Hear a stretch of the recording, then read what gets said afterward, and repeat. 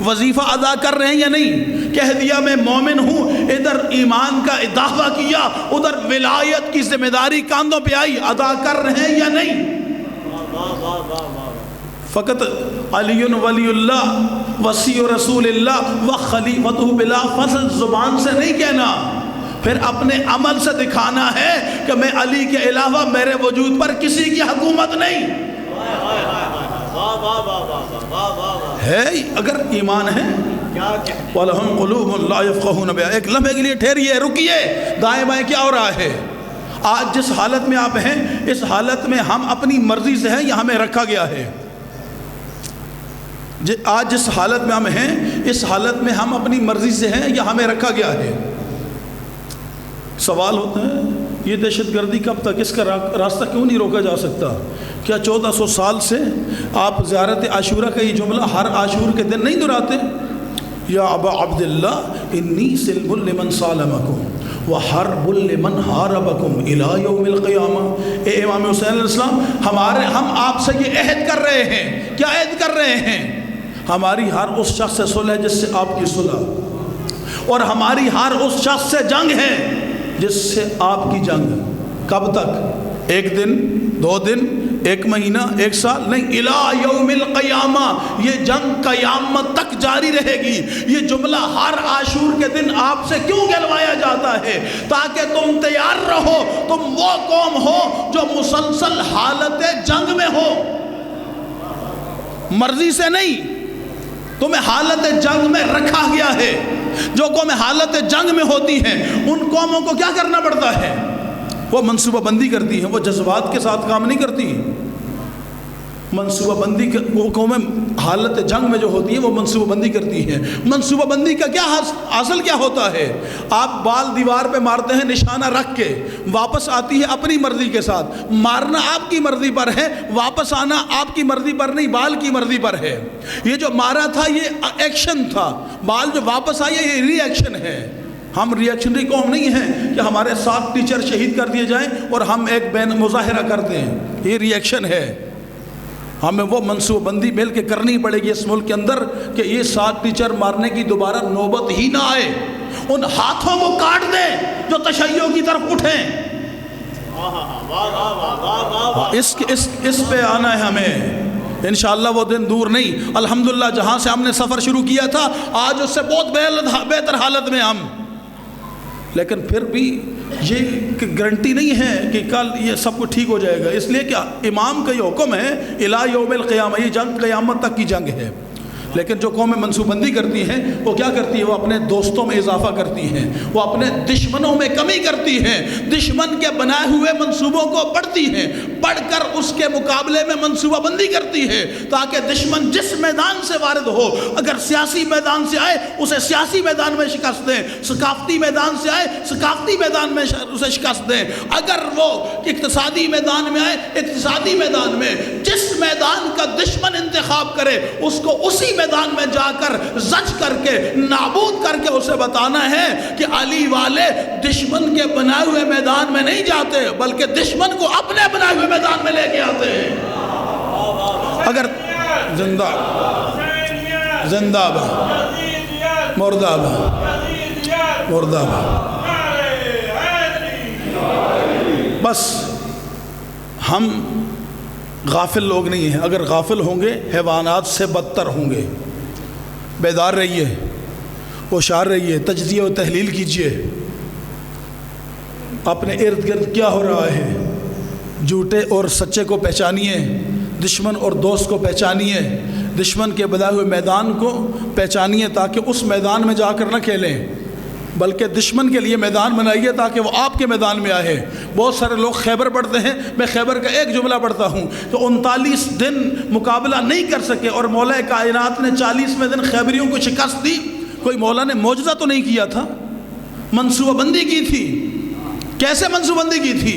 ایسے منصوبہ بندی کی تھی کہ جتنا اصلی دشمن سارے قلعے کے اندر تھے، اوپر قلعے کی چھت پر ان کے اہلکار تیر لے کر بیٹھے ہوئے تھے۔ جیسے ہی مسلمانوں کا لشکر آتا تھا وہ اوپر سے تیر مارتے تھے، یہ واپس چلے جاتے تھے۔ مولا کائنات نے کیا کیا؟ مولا کائنات نے لشکر کو پیچھے چھوڑا، اکیلے سفید جھنڈا اٹھا کر تلوار کو نیام میں رکھ کر قلعے کے سامنے جا کر کھڑے ہوئے۔ اس کا مطلب کیا ہے؟ آنے والا لڑنے کے لیے نہیں، مذاکرات کرنے کے لیے آیا ہے۔ جیسے ہی مذاکرات ہوں گے تو اب الاکاروں سے نہیں، اصل کو باہر آنا پڑے گا۔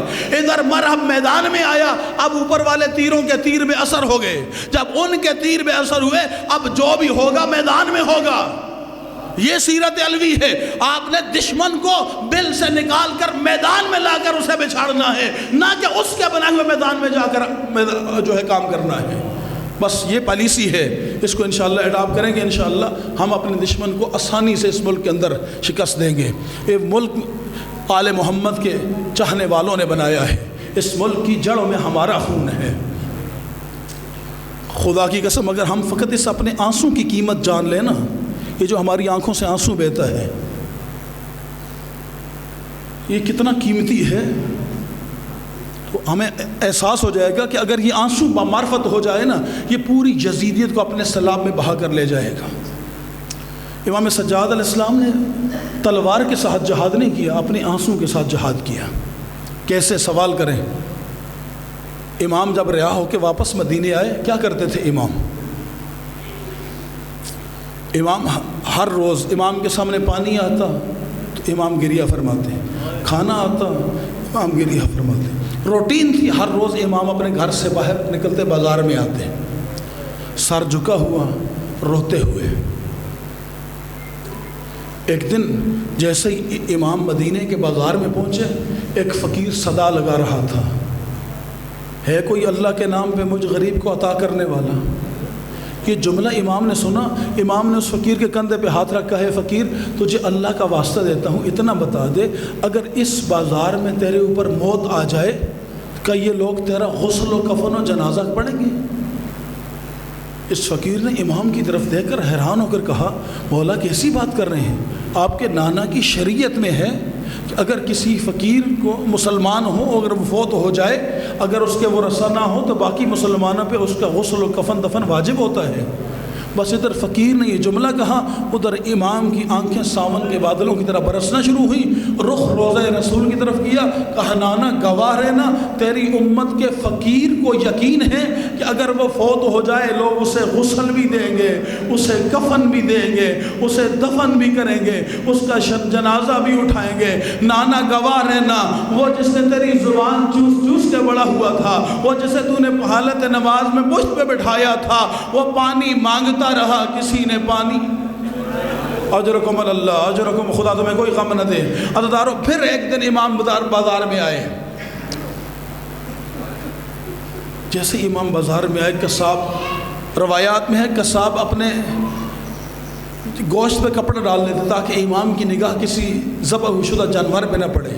اچانک ایک دن ایک قصاب جانور ذبح کر رہا تھا، امام کی نظر پڑ گئی، کہا قصاب تجھے اللہ کا واسطہ ٹھہر جا۔ قصاب رک گیا، کہا تجھے جانور ذبح کرنے کے شریعت کے احکام کا پتہ ہے؟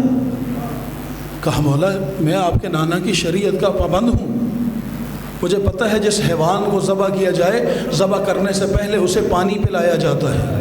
جو بندہ مجلس میں بیٹھا ہوا ہو، مصائب سن رہا ہو اور اسے میرا جملہ سمجھنا اس کی اپنی قسمت ہے، میں نے کبھی منت نہیں کی مصائب پڑھنے میں، بس اتنا کہہ سکتا ہوں کہ چھٹے لال ولایت نے فرمایا تھا جب ہمارے مصائب پڑھے جا رہے ہوں تو اس وقت ایسے رویا کرو جیسے ہماری دادی زہرا رویا کرتی تھی۔ عزیزارو بس امام نے اتنا سوال کیا، کیا تجھے شریعت کا پتہ ہے؟ اس نے کہا مولا پتہ ہے شریعت کا۔ کہا کیا حکم ہے شریعت کا؟ کہا پہلا حکم ہے جس حیوان کو ذبح کیا جائے اسے دانہ پانی پورا دیا جائے۔ کہا دوسرا حکم کیا ہے؟ کہا دوسرا حکم یہ ہے کہ اس کی جنس کے حیوان کے سامنے اسے ذبح نہ کیا جائے۔ کہا تیسرا حکم کیا ہے؟ کہا تیسرا حکم جس خنجر کے ساتھ ذبح کیا جائے وہ تیز ہونا چاہیے۔ بس رخ روضہ رسول کی طرف کیا، کہا نانا گواہ رہنا ساقی کوثر تو ہے اور تیرے نواسے پانی مانگتے رہے، کسی نے پانی نہیں دیا۔